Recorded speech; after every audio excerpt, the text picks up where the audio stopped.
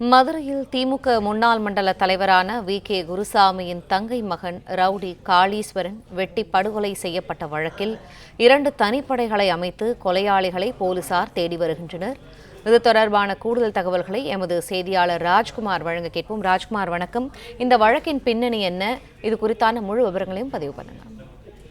வணக்கம். மதுரையில திமுக மண்டல தலைவர் வி.கே. குருசாமியின் சகோதரி மகன் காளீஸ்வரன் கொலை செய்யப்பட்ட சம்பவத்தின் அடிப்படையாக தற்போது குற்றவாளிகளை கைது செய்வதற்காக 2 தனிப்படைகளை அமைக்கப்பட்டிருக்கிறது.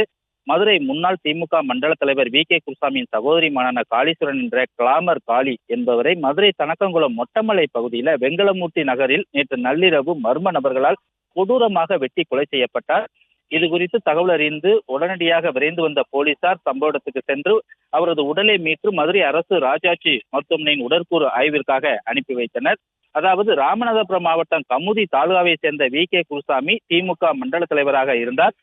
இந்த தரப்பினருக்கும் அதே போல அதே ஊரை சேர்ந்த அதே சமூகத்தை சேர்ந்த அதிமுக மண்டல தலைவராக இருந்த ராஜபாண்டி தரப்பினர் என இரு தரப்பினரும் கடந்த 22 ஆண்டுகளாக பகையின் காரணமாக மாறி மாறி இரு தரப்பினருக்கும் சேர்த்து மொத்தம் 15க்கும் மேற்பட்டோர் கொடூரமாக கொலை செய்யப்பட்டிருந்தனர். இந்த நிலையில்தான் நேற்று நள்ளிரவு வி.கே. குருசாமியினுடைய உடன் பிறந்த சகோதரியின் மகன் காளீஸ்வரன் கொடூரமாக வெட்டி கொலை செய்யப்பட்டார்.